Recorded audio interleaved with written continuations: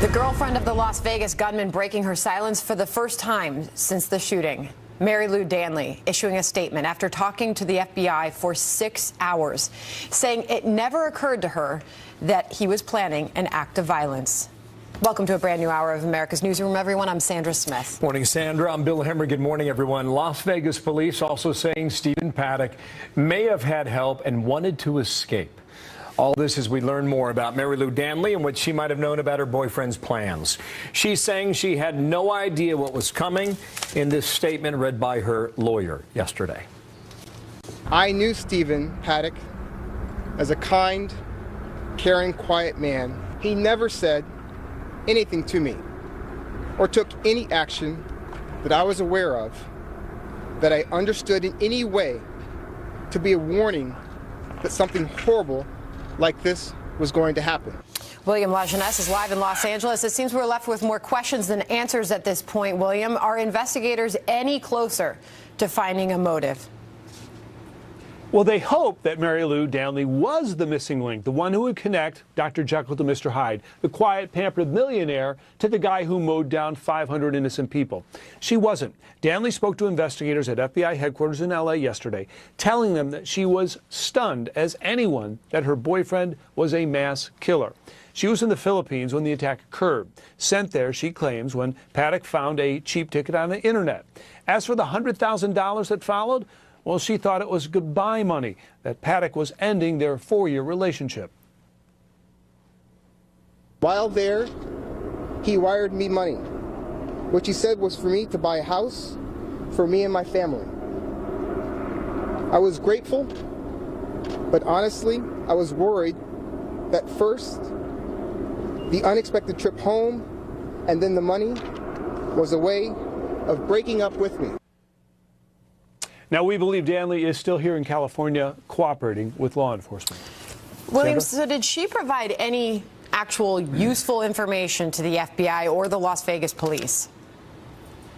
Well, probably yes. Clearly, her cooperation is going to be key in helping investigators reconstruct his life, his travel, associates, mental health, what he bought, and when he bought it. 2 gun store owners, however, claim Danley seemed indifferent to Paddock's purchase of firearms. She couldn't care less.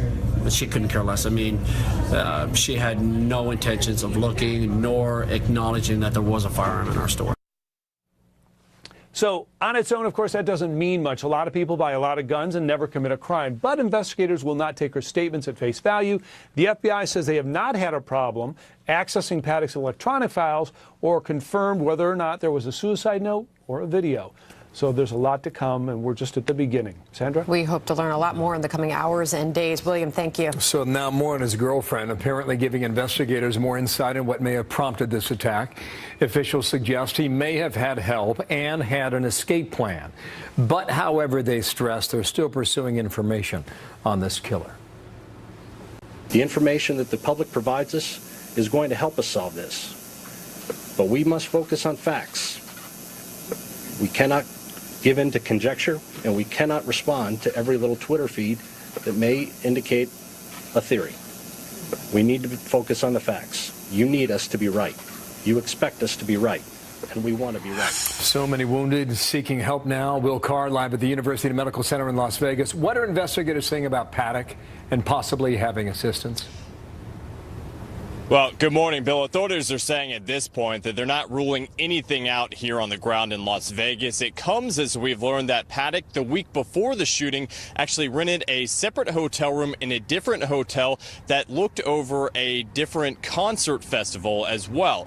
We've learned that he had explosive substances in his car and 1,600 rounds of ammunition. Whether he was planning another attack is unclear, as there are still more than 170 victims in Vegas hospitals this morning, including Aaron Cotter's father, Doug, who was shot Sunday night. Aaron couldn't find his dad until the next afternoon. She's like, I'm 99% sure this is your dad. She took me to the sheriff or the security guard, and he said, let's go identify this guy in the room. And as soon as he took me in there, I was like, yeah, this is my dad. And I had tears of joy coming out of my eyes to see my dad was alive. And his dad is in ICU. He could be at the hospital for several more weeks here, and we're told his family started a GoFundMe page to help with their finances for the next couple of weeks. Bill. Yeah. What about the city and the community? What is your sense about the healing process? Well, we were walking along the Strip last night, and it really seemed to be business as usual. Mixed in with that, there have been a number of vigils and benefit concerts, including one put on by Hero Marine Taylor Winstead. You may remember that he actually stole a truck and used it to transport up to 30 victims to the hospital. Last night, he actually weighed in on the gun debate swirling in D.C. Take a listen. No bill that's passed, no law is going to stop what happened today. Was it accessible for him to buy these things legally? Maybe some of the components he added to his weapons to modify them, but if you have the resources and the money, you're going to make it happen. And I think he had a plan to hurt a lot of people, and it was unfortunately a good plan. And in an ironic twist, Bill, we've learned that the insurance company for that stolen truck could potentially go after Winston to pay for the blood that was in the bed of that truck. Will Carr there. Thank you. Live in Las Vegas with more on what we're learning by the hour. Thank you, Will. Sandra. We're hearing a lot about these bump stocks, the device used by the Las Vegas shooter to make his guns fire bullets faster. Now there's a push to ban them. John Sheehan is a former Las Vegas police sergeant on the SWAT team. And John, we want to take this opportunity because these bump stocks are at the center of such a hotly debated issue in Washington right now to learn something. What exactly are these bump stocks? Yes, Sandra, good to be with you again. A bump stock is a stock that's installed on, replaces the stock that is on the semi-automatic assault weapon, and it's got a spring-type system in it where, as the weapon recoils, the inertia of that recoil allows it to come back and cycle quicker, where you just leave your trigger finger in place at one time, at one position, and it allows that weapon to cycle at a fast rate. It's just another way of taking a semi-automatic rifle and turning it into a fully automatic machine gun. But it doesn't actually do so, right? It doesn't become classified as a fully automatic weapon with this conversion kit. Can the average, but it fires as one, right? Is that the distinction to be made? Well, Sandra, that's a loophole, because actually what it is it's just a different device that allows a semi-automatic assault rifle to turn into a fully automatic machine gun. In other words, I could buy a different type of device, which is the trigger group, and have to get a federal tax stamp, go through months and months of a background check, but I'm paying, and the federal government, the ATF, is ensured that I'm allowed to have that fully automatic weapon because I've purchased that trigger group. What this allows you to do is get a very similar, if not exact same type of action out of that weapon, but not have to go through the federal background check. So really what it's doing is it's still allowing you to make it into a machine gun. It's sort of a loophole device. This sounds like a complicated issue to many of us. Is this something the average civilian who wants to make this conversion, is this something they can learn to do? Is it easily learned? Is it a complicated process? You could go on any YouTube channel, and there are dozens and dozens of videos that show people. There was one gal just sitting on the floor in her living room and put it together and had it up and running inside of a couple of minutes. So it's not a difficult device to install. Pretty much anybody that knows their way around their firearm is going to be able to put this in. So, John, the Wall Street Journal editorial board wrote this up this morning on possible gun legislation. And they wrote, Congress could outlaw bump stocks, but how does it outlaw a technique? The practice of quickly bumping a trigger with one's finger to engage in rapid fire long predates bump stocks or other accessories. So based on your knowledge, should these be banned? And if they were, if Republicans and Democrats got together and decided to ban them, would it make any difference in the case of the shooting over the weekend? Well, you're talking to somebody that is or was a police officer. That's the tip of the spear, and we just enforce those laws. So whether that's happens or not is not, in my opinion, really doesn't matter. Do I believe in the Second Amendment? Yes. Do I believe that people should have the right, if they want to possess a fully automatic weapon if they go through a federal background check, if they pay the money, if they get the tax stamp, and we are reasonably assured that they are allowed to use those weapons, yes. But should anybody in the public, emotionally unstable people, psychologically unstable people, as undoubtedly our shooter was, be able to get something like this as easily accessed, which does exactly the same thing, I think is what is in question today. All right, John Sheehan, thank you. We're all trying to wrap our mind around this. Thank you. Makes a number of As am I. interesting Thank points. Yeah, it's good to have him back here as excellent guest there. 10 minutes past the hour, President Trump traveling to Vegas to comfort the victims and to thank the heroes yesterday. What I saw today is just an incredible tribute. And the patience, the bravery. Some were very, very badly wounded, and they were badly wounded because they refused to leave. They wanted to help others because they saw people going down all over. And it's an incredible thing to see. We will hear from Nevada Senator Dean Heller live. He was on board Air Force One with the president, what he's learning today about that investigation. And as lawmakers face an increasingly crowded agenda on Capitol Hill, can Republicans get tax reform across the finish line? We'll ask House GOP leader Congresswoman Kathy McMorris Rodgers. And Secretary of State Rex Tillerson calling out the media and the D.C. swamp over this report about infighting with the commander-in-chief. Brett Baer takes on that next, live. The secretary does not use that type of language. The secretary did not use that type of language to speak about the president of the United States. He does not use that language to speak about anyone. So I hope that that clarifies it. He never said He did not say that.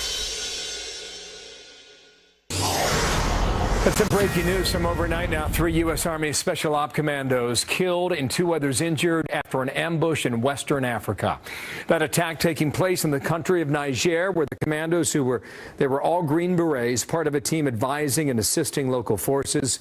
It's not clear who's responsible for the ambush, but Al-Qaeda and ISIS-affiliated groups like Boko Haram, very active in that region, and we have sent people there to take them out. So the latest on that when we get it, the Department of State. 15 minutes now past the hour. Due to Washington, I have learned that there are some who try to sow dissension to advance their own agenda by tearing others apart in an effort to undermine President Trump's own agenda. I do not, and I will not operate that way. Secretary of State Rex Tillerson reaffirming his support for President Trump yesterday. This after a bombshell report claimed he was close to resigning over the summer and had vented to colleagues that the president was a, quote, moron. President Trump standing by his top diplomat. I'm very honored by his comments. It was fake news. It was a totally phony story. Thank you very much. It was made up. It was made up by NBC. They just made it up. Thank you all. Thank you. Total confidence in Rex. I have total confidence. Let's bring in Brett Baer, anchor of Special Report. Brett, good to see you this morning. Good morning, Senator. So you saw Rex Tillerson in that unplanned news conference saying he stands by this president, that this is just all silly news. The president then tweeting out that that this is essentially fake news. Did they clear the air on this? Does this go away?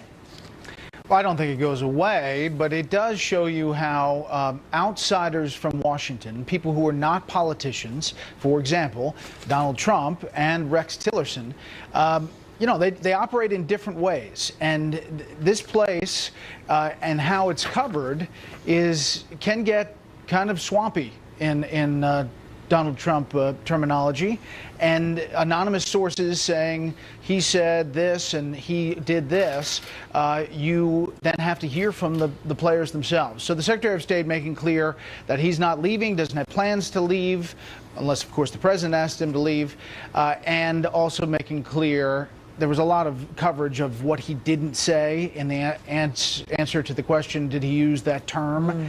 And so Heather Nauert had to come out later and kind of make it definitive. I think it eventually goes away, but what is clear, Sandra, is that there are splits in this administration when it comes to policy, the Iran deal, how to deal with Qatar, North Korea, and that is not a bad thing to have debate about different policy issues. So the president took to Twitter to respond to all of this on multiple occasions at this point, and he's really using it as an opportunity to hit the media. He tweeted this: Rex Tillerson never threatened to resign. This is fake news put out by @NBC News. Low news and reporting standards. No verification from me. However, critics have responded and said, Brett, you know what, there is mixed messages coming out of this White House when it comes to the State Department and President Trump's words on foreign policy, as you just suggested.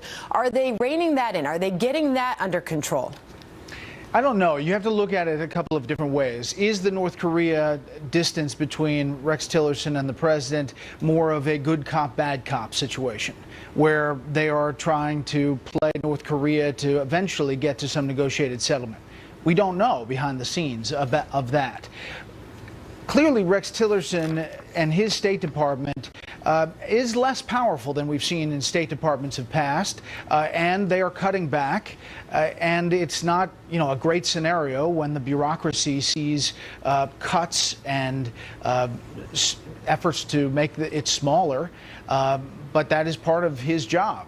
I don't know if it means that he's leaving anytime soon. And Rich Lowry, a National Review editor, he had this to say about it in Politico yesterday, Brad. He said the former ExxonMobil chief might imagine himself indispensable as a minder of the president. Yet Trump is now surrounded by generals who no one doubts are responsible and influential. If Tillerson left, the government would operate as before, except with some chance there'd be a Secretary of State better suited to the role.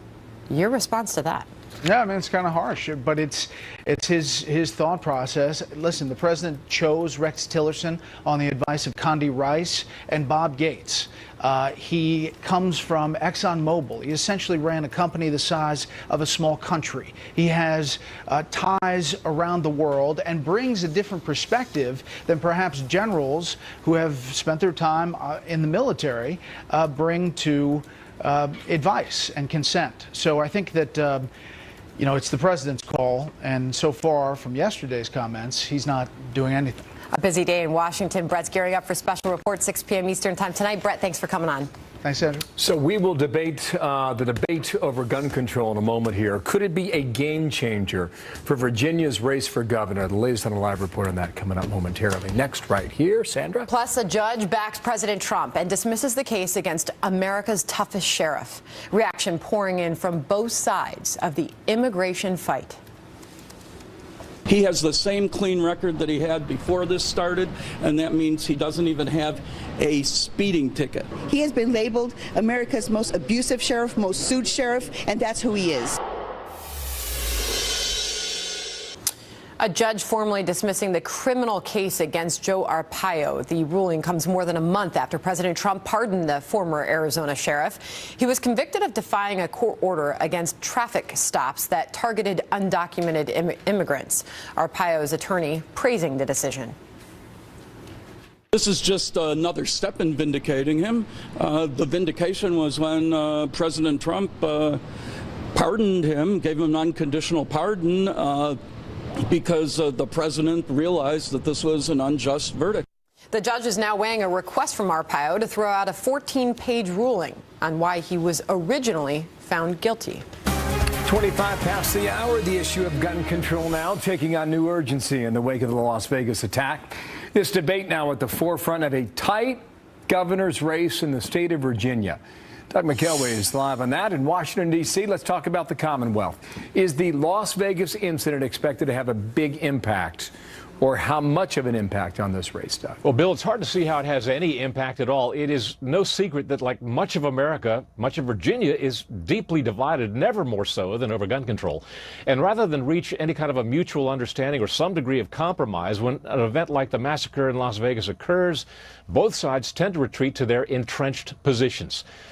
That appears to be the case with Virginia's gubernatorial candidates, Democrat Ralph Northam, who favors stricter gun control, including a return to Virginia's now repealed one gun purchase a month law, and Republican Ed Gillespie, who strongly opposes any form of gun control. Democrats are overwhelmingly for it. They were already voting for Northam, the Democratic nominee. Republicans are overwhelmingly against gun control. They were already voting for Ed Gillespie, the Republican nominee. So, essentially, I don't think it makes all that much difference. It's just reaffirmed the choices that were already there.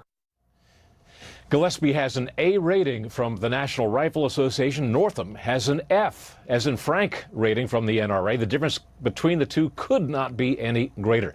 The two men face off in the last of 3 debates on October 8th. Interestingly, that debate will be taking place in remote Wise County, Virginia, deep in the southwestern part of the state, where Second Amendment rights and gun rights enjoy strong support. Very interesting. Gillespie got close last time around. How is the race shaping up in the polls, Doug? Well, it has mostly been described as neck and neck through the summer months, but that could be changing. In a new Washington Post poll out just today, Democrat Northam seems to be gaining ground. Northam leads Gillespie by 53% to 40% among likely voters in that poll.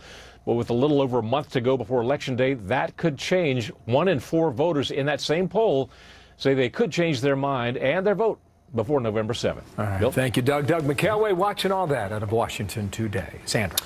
President Trump comforting survivors and saluting heroes in Las Vegas. Nevada Senator Dean Heller joined the president on his trip and has been meeting with Las Vegas investigators. Senator Heller joins us live next. We ask God to ease their suffering and to speed their healing. We pray for the recovery of the injured and those injured officers who so bravely threw themselves into danger when duty called.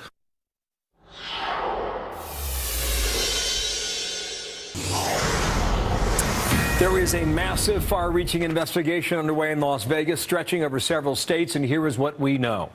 It appears the killer may have spent decades stockpiling guns. Authorities believe he had help at some point, and they believe he had an escape plan.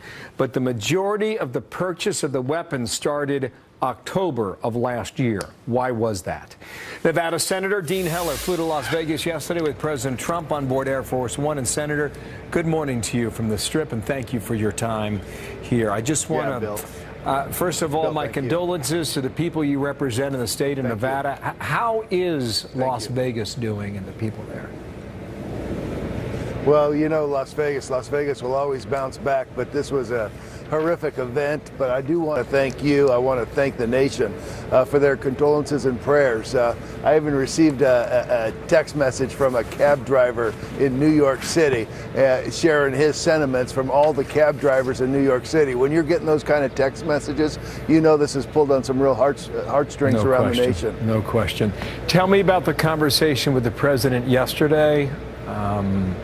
Where was his head and heart on this? Well, it's not very often that you get a couple hours of FaceTime with the president at 30,000 feet, but I was fortunate yesterday to have that opportunity. I went to the governor, the mayor here in Las Vegas, and also the sheriff, Sheriff Lombardo, and said, hey, what questions do you want me to ask the president? This is our opportunity to get Las Vegas in front of the president. He was concerned. He has some ties to this community. He does own some property here, so he has real sentiments for this community. The fact that we had a chance to talk about some of the heroic acts by ordinary people doing extraordinary things, helping their fellow citizens, is just an amazing story, and has literally getting those stories out has helped the healing process, and having the president here yesterday does also help the healing process as we move Las Vegas forward. Let me share some of that with our viewers. Once you touched down, he said the following when he was with those in Las Vegas. I'm actually going over to the police department, who likewise, Doctor, it's been incredible. Unbelievable. The fact that they were able to locate that zone and get in there, they say 11 minutes. Whatever it was, it kept him busy, and he stopped firing because he knew they were coming into that door at some point. I think they did an incredible job. The professionalism has just been amazing. And the hero in all of this is really going to turn out to be a security guard who worked for the Mandalay Bay, who got the door first. Sir, I want to go through a couple things here. I don't know how much you can answer this, but we're all looking for answers. It's Thursday. It is day 4.5, but it is still only day 4.5. What about a motive? What can you add, Senator? Well, you know, the conversations and the briefings that I've had with Sheriff Lombardo, he does believe that this shooter was trying to escape, and that's his hunch. Sheriff Lombardo is a smart guy, and I'm with the sheriff on this one until he's proven wrong. But they're trying to figure out, frankly, what the motivation, what makes a madman go up on the 32nd floor of this building behind me and just spray bullets down on concert goers. Like you said, it's only been just over 72 hours since this incident occurred. We're going to learn a lot more in the days and weeks to come, but everybody wants answers to how this happened. And my guess is they know a lot already, but the electronics that were found in the home in Reno, I'm certain, is telling them a lot. A couple pointed questions here. This was premeditated. Okay. He worked on this for some time. A sick individual, is there a suggestion of mental illness yet? I understand that he was on depressants, Bill. We don't know the extent of that. At least I haven't been briefed on what the extent of that is. But he was a madman, and the fact that he could premeditate something like this is beyond what anybody can comprehend here in Las Vegas and across this nation. Was he working with? I want to thank. Yeah. Was he working with others, Senator, or was he doing this on his own? What do we think right now? Yeah. The sheriff right now is looking into that. He believes that there may have been others involved in this. At this point, it's not clear, and I certainly haven't been briefed on that fact. By the way, I want to go back and thank again the president for his comments, and that that piece you just showed shows you that he was engaged, and I was pleased that he had as strong an understanding as he did of what happened here in Las Vegas. I can appreciate that, and I'm certain you did as well. What about connection to outside groups? Was he working with extremists? Was he influenced by them? Are they a part of this investigation now? Well, it'll always be part of this particular investigation, but we certainly don't have real evidence that there were those kind of influence or those kind of outside groups. We won't stop this investigation until we have an answer to that. Again, we don't have the answer. It's only been just over 72 hours, and I think in the days and weeks to come, we'll have a clear understanding. All right. When you get back to Washington, you know the debate that's already raging about gun control and these bump stocks. Representative Lewis, a Democrat from Georgia, said the following about all this debate now. Watch. Don't tell me this is about protecting the Second Amendment when you won't stand up for the First Amendment. Don't tell me this is about anything other than greed,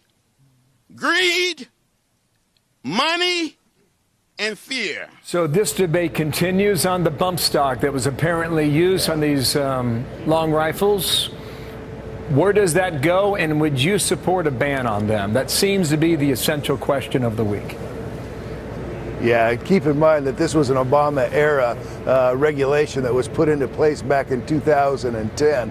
And obviously we're going to have this conversation, but let me be clear. I'm not interested in watering down the Second Amendment. What I'm interested in is trying to figure out how some madman can go in that building that's right behind me and spray bullets down on 22,000 concert goers. You show me the law that would stop that. Not only will I support it, I'll be an advocate for that law.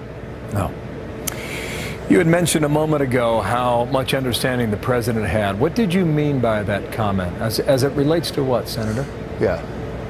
As I was talking to the president on my cell phone, I had a picture of a number of survivors walk through their stories and what they were able to do and some of the heroic events that occurred during this time. I even have a picture of a woman who had a cell phone in her hand that has a bullet hole through it, a respiratory therapist at UMC, and she had some tissue wounds. She bandaged herself up and then went to the hospital. Probably should have been in the hospital herself, but was spent that time trying to help other patients and did so for 10 or 12 hours. Those are the kind of stories that he knew, he understood. There was a deputy, sheriff's deputy at UMC. I asked if he'd go visit him. He was on the second day of the job when he got shot at this event. His dad was also a sheriff's deputy who happened to be a participant at the concert. But those are the kind of stories and messages that I wanted to share with the president and asked him if he would certainly take time to visit some of these survivors and listen to their stories, and he did. And that's what's important at this point, is for him to engage, which he did, and help in this healing process, which he has helped. And these stories just go on and on and on. Yes. Give the people there our best, Senator, and thank you for coming on today. Dean Heller, Senator from Nevada, with us live from the Strip. Good luck. Thanks. Thank you. Well, as you mentioned, Bill, the issue of gun control dominating Washington as Republicans try to take on a jam-packed agenda. Tax reform, Obamacare repeal, just two of the biggest issues they promised Americans they'd take on. Can the GOP get this done? We will ask Congresswoman Cathy McMorris Rodgers, chair of the House Republican Conference. But first, House Majority Whip Steve Scalise. We still have time to achieve even more big things, but if it starts with tax reform, I think that's a big win in and of itself and creates momentum to get other big things done.